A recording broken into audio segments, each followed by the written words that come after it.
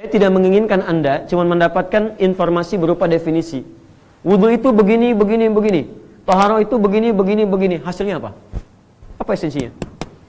Antum tiap hari wudu, yang lain wudu. Sahabat Nabi wudu jadi baik. Antum wudu, kenapa belum mendapatkan kebaikan itu? Coba antum lihat, orang jahiliyah, orang kasar, jauh dari kelembutan. Maaf, pencela, pemukul, banyak tindakan kriminal. Diajarkan wudu oleh Nabi, tiba-tiba berubah.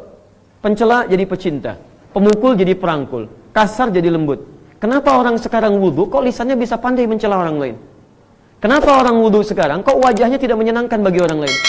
Kenapa orang sekarang wudu, kakinya melangkah pada yang tidak baik? Tangannya wudu masih mengambil hak orang lain. Ada yang salah dalam wudunya. Maulaya salli wa sallim daiman abadan ala habibika khairil khalqi kun. Kita mulai dari sini. Karena kita berbicara tentang Al-Quran dan Sunnah, antum batasi dengan ini. Jadi saya tidak akan melebar kepada opini pribadi. Ya, kita turunkan di Quran seperti apa, di Sunnah seperti apa, baru kemudian kita batasi definisinya. Satu, untuk bagian pertama, taharah, saya tuliskan seperti ini. Teman-teman sediakan flip chart, itu lebih baik supaya nanti saya juga tidak repot menghapus, ya. Dan nanti ada dokumentasi untuk teman-teman ulang kembali. Jadi kalau tertinggal mencatat, gak usah khawatir, ya. Satu, turunkan dalilnya. Dari Al-Quran kita ambil Al-Quran surah kedua Al-Baqarah di akhir ayat 222, paling kanan di pertengahan. Kemudian penjelasan ayat ini detailnya ditemukan di Quran surah kelima Al-Maidah ayat yang ke-6. Isi paling kiri sebelah atas. Kemudian dari ayat Al-Quran ini dijelaskan lewat sunnah. Maksudnya keterangan Nabi SAW yang kemudian beliau praktikkan. Paling cepat kita temukan di hadis riwayat Muslim. Kita ambil yang paling sahih. Nomor hadis 224 dan 225. Nanti kita bacakan. Baik, pelan-pelan. Sekarang coba kita masuk ke aspek yang pertama dulu. Kita ambil tentang taharah.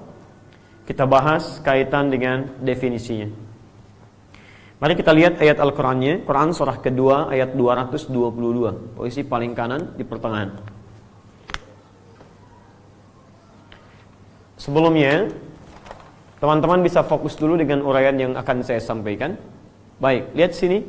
Di dalam bahasa Arab, kita bisa dapati dua istilah yang berbeda. Ingat baik-baik ya.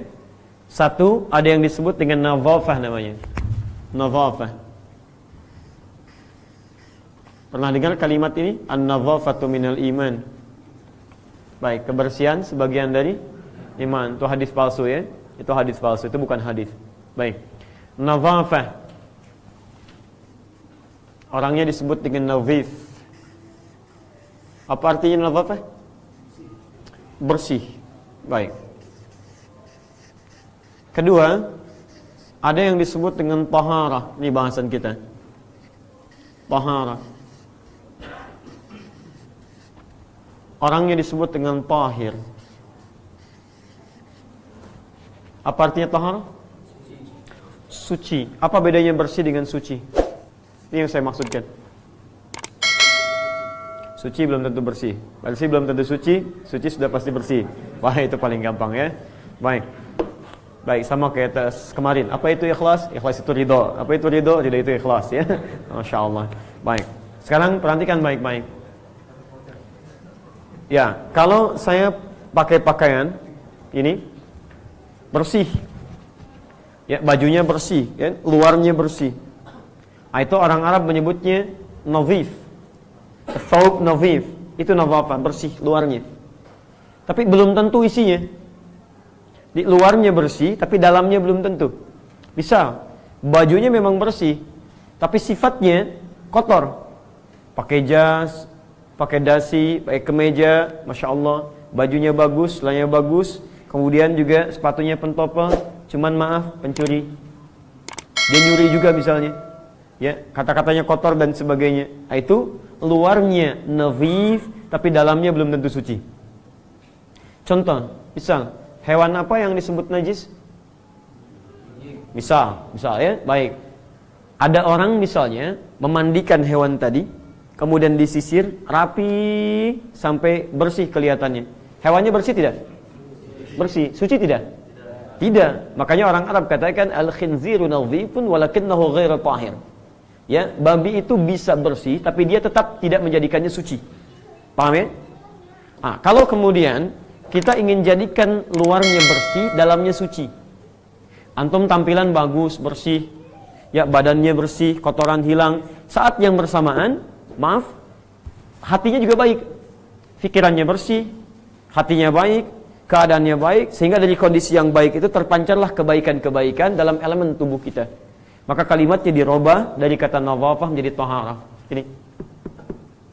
Orangnya kalau sudah bersih disebut tahir. Jadi kalau ada yang bernama Tahir, Bapak Tahir, misal, ya, itu artinya orang yang selalu berpenampilan bersih, tapi juga punya sifat baik dalam kehidupannya. Ya, misal ada namanya Erik Tahir, misalkan, misal saja, atau misalnya Asep Tahir, ya, misal saja, perempuannya Tahirah, laki-lakinya Tahir. Itu artinya orang yang berusaha menampilkan kebaikan-kebaikan dari sisi luar dan juga memiliki nilai-nilai baik dari sisi dalam. Jelas? Baik. Jadi kalau sudah baik, maka pribadinya disebut dengan tahir. Orang yang selalu berusaha, berusaha terus. Dia sadar bahwa dirinya bukan sempurna, tapi selalu berusaha menjadikan tampilan luarnya bersih, dalamnya suci. Maka orang Arab merubah kalimatnya dari tahir menjadi mutatahhir. Dia ada tahir, ada mutatahhir, itu beda. Mutatahhir. Baik teman-teman, fokus mutatahhir, orang yang berusaha. Kalau ini sudah suci, kalau ini berusaha untuk selalu menjaga kerapihan atau kebersihan dari sisi luar dan kesucian dari sisi dalam. Awas antum harus hati-hati ya, saya tampilkan beberapa istilah supaya jeli saat kita menemukan kalimat itu. Semacam mukhlis dengan mukhlas, apa bedanya? Mukhlis berusaha, mukhlas sudah dapat. Tahu dari mana? 2 minggu yang lalu. Taib. Mukhlis jamaknya menggunakan in, misalnya mukhlisin, mukhlisun. Ya, orang yang berusaha untuk selalu mendapatkan keikhlasan. Kalau dia sudah dapatkan keikhlasannya, maka berubah namanya dari mukhlis jadi ikhlas, jadi mukhlas. Quran surah ke-15 ayat ke-40. Tahir sudah suci, berusaha untuk suci, maka dirubah kalimatnya dari tahir jadi mutatahhir. Sekarang lihat baik-baik. Quran surah kedua tadi ayat 222.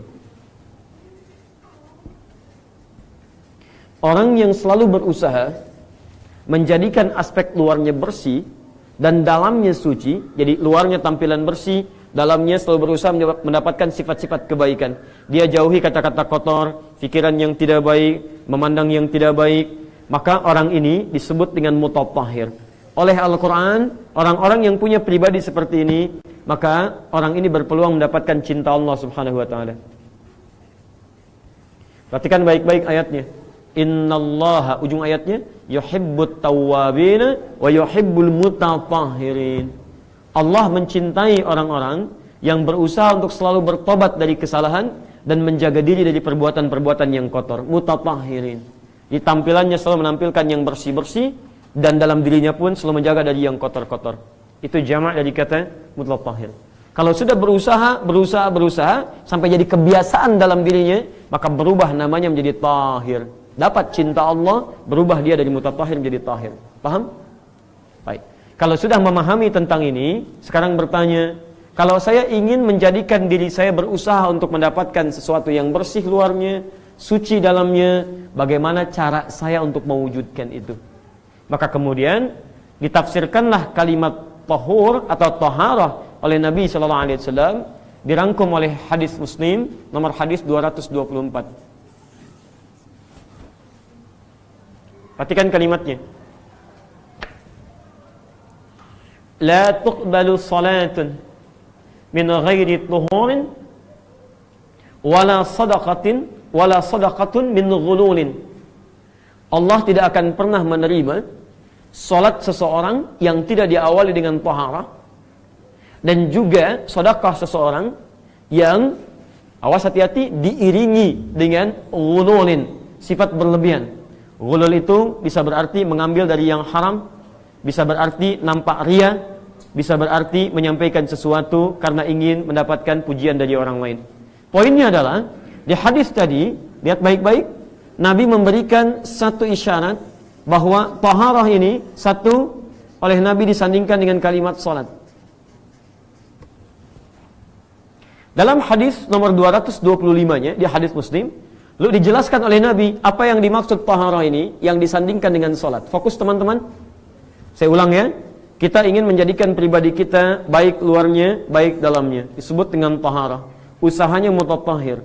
Kalau sudah dapat disebut dengan tahir.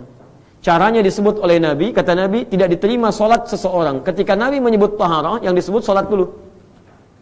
Tidak diterima salat seseorang tanpa taharah, kata Nabi. Kemudian apa yang dimaksud dengan taharah ini? Dijelaskan di hadis riwayat Muslim, nomor hadis yang 225-nya. Lihat baik-baik. La tuqbalu salatu ahadikum hatta yatawadda'a. Tidak akan pernah diterima oleh Allah salat di antara kalian sebelum dimulai dengan wudu. Anda bisa fokus sebelum dimulai dengan wudu. Jadi taharah yang dimaksudkan dalam fikih di sini, baik dalam referensi Al-Quran ataupun hadis Nabi SAW, yang dimaksud itu adalah wudu. Jadi kalau Anda misalnya mendapati kata taharah dalam fikih, saya ulang, Anda dapati kata taharah dalam fikih, maka definisi yang dimaksudkan adalah wudu. Jelas ya?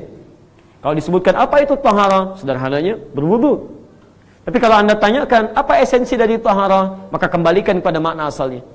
Jadi kalau kita kembalikan ke makna asalnya, esensi dari taharah, kembalikan ke pemaknaan tadi, adalah menghadirkan keadaan yang bersih dari luar tubuh kita, sekaligus suci dalam diri kita. Di secara singkat, kalau orang wudunya benar, maka muncul sifat taharah dalam dirinya. Mohon maaf, bukan cuma membersihkan aspek yang luarnya saja. Antum kalau cuma wudu, bersih-bersih luarnya, jangankan antum, non-muslim pun bisa mengerjakan itu. Mereka mandi, bersih juga. Tapi ada perbedaan antara orang wudu dengan orang yang tidak wudu. Orang yang wudu, kata Nabi, lihat isyaratnya, bukan hanya menjadikan mulutnya itu bersih, wajahnya bersih, tangannya bersih sampai dibasuh 3 kali, sampai ke ujung kakinya. Tapi intisari orang wudu, dengan wudunya dia bisa menghadirkan, ini poinnya teman-teman sekalian, kebaikan-kebaikan dalam dirinya, kesucian dalam jiwanya. Karena itulah para ulama menyebutkan yang dimaksud dengan wudu atau at-taharah an-nadhafatu wal husnu. An-nadhafatu wal husnu. An-nadhafah menunjuk pada kebersihan luar. Jadi kalau antum rajin wudu, itu pasti keadaan kita lebih bersih daripada orang yang enggak pernah wudu. Silakan kalau tidak percaya. Antum wudu batal, wudu lagi. Wudu batal, wudu lagi. Begitu sering wudu, diri antum lebih bersih dibandingkan orang yang tidak pernah berwudu. Bisa kelihatan teman-teman, dari aura wajahnya saya sudah beda. Yang kedua, ini yang penting, al-husnu. Kalau cuma basuh-basuh, jangankan antum, anak kecil juga bisa. Ya, tapi perbedaan antara orang yang wudunya benar dan yang belum benar dalam wudunya, maka dengan wudu itu menghasilkan sifat husnun. Husnun itu biasanya, kalau menggunakan kalimat husnun, itu lebih kepada sifat yang hadir dalam diri kita. Bukan sifat yang tampak dari luar, dari dalam diri. Kemudian sifat-sifat dalam diri itu disalurkan lewat anggota tubuh kita sehingga jadi perilaku. Misal, maaf, karena punya sifat yang suci tadi dalam dirinya sehingga tidak punya nilai-nilai kotor dalam hatinya, maka yang muncul yang baik-baik. Orang mencela karena dia tidak punya kosakata celaan, yang keluar yang baik-baik. Ya, matanya menatap dengan baik, kalimat lisannya jadi senyuman, tangannya bisa memberi dengan yang baik, kakinya tidak melangkah pada maksiat. Karena itulah kata Nabi SAW, orang-orang yang wudunya benar, itu di akhirat nanti diberikan pancaran cahaya saat dia dibangkitkan. Fatud'a ummati yaumal qiyamati ghurran muhajjalin. Akan dipanggil umatku di hari akhirat nanti dengan tubuh yang sangat bercahaya. Min atharil wudu, dari bekas wudunya. Nah, kata para ulama, cahaya di akhirat itu, lihat baik-baik, min atharil wudu, dari bekas wudunya. Athar itu bukan air yang menempel, itu keliru.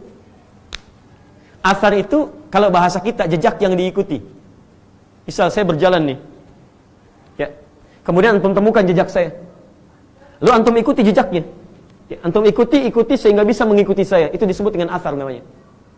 Kalau jejak itu tidak ditemukan secara tapaknya, tapi masih ada misalnya jalurnya, ada yang mengisahkan kepada antum. Antum nggak lihat sendiri jejaknya, tapi ada yang mengisahkan ini jalannya, ini jalannya, ini jalannya, maka berubah kalimatnya dari athar jadi ma'thur. Ada kumpulan-kumpulan doa disebut dengan ma'thurat. Kenapa disebut dengan al-ma'thurat? Karena antum tidak langsung mengambil dari Nabi, tapi mengambil dari jejak-jejak para sahabat dan tabi'in yang sampai kemudian informasinya kepada kita. Nah, jadi tidak harus ditafsirkan kemudian oleh teman-teman sekalian, mengikuti athar itu dalam bentuk airnya, bukan airnya, tapi bekas-bekas dari air itu meresap dalam diri kita, menjadikan tubuh kita kemudian terbawa dengan petunjuk kebaikan-kebaikan. Makanya kata Nabi, kalau orang wudunya benar, itu berdasarkan air yang menetes jatuh dari tempat wudunya, maka jatuh pula kotoran-kotoran dan dosa-dosanya. Termasuk di hadis Muslim, dalam terusan hadis-hadis yang nanti kita akan bahas. Dimaksud saya teman-teman sekalian, orang wudu itu pasti nampak perbedaan dalam dirinya. Jadi kalau antum tiap hari wudu, tapi tidak melahirkan kebaikan dari anggota tubuh kita, dari ujung kepala sampai ujung kaki, ada yang salah dengan wudunya. Makanya kata para ulama, termasuk Syekh Muhammad bin Jibrin yang ada di Timur Tengah, ya beliau dari Saudi, pakar bahasa, pakar fikih juga, di akhirat orang wudunya benar, mendapatkan cahaya-cahaya dalam tubuhnya, maka di dunia orang yang wudunya benar memancarkan aura-aura kebaikan dalam dirinya. Makanya tidak sedikit ahli bahasa yang mengaitkan kata wudu dari kata dau yang berarti cahaya. Ya, berarti cahaya. Jadi kalau orang wudunya benar, ada pancaran cahaya-cahaya kebaikan dalam dirinya. Saya sudah uraikan tentang pembahasan ini. Antum bisa baca buku saya yang terbaru kemarin tentang manhaj tahdzir kelas eksekutif. Itu saya bahas tentang korelasi kata wudu dengan kata dau. Jadi pertama fokus ini ya. Saya tidak menginginkan Anda cuma mendapatkan informasi berupa definisi. Wudu itu begini. Taharah itu begini. Hasilnya apa? Apa esensinya? Antum tiap hari wudu, yang lain wudu. Sahabat Nabi wudu jadi baik. Antum wudu, kenapa belum mendapatkan kebaikan itu?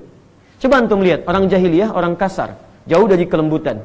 Maaf, pencela, pemukul, banyak tindakan kriminal. Diajarkan wudu oleh Nabi, tiba-tiba berubah.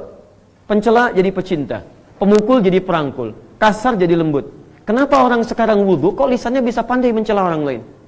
Kenapa orang wudu sekarang, kok wajahnya tidak menyenangkan bagi orang lain? Kenapa orang sekarang wudu, kakinya melangkah pada yang tidak baik? Tangannya wudu masih mengambil hak orang lain. Ada yang salah dalam wudunya. Jelas ya?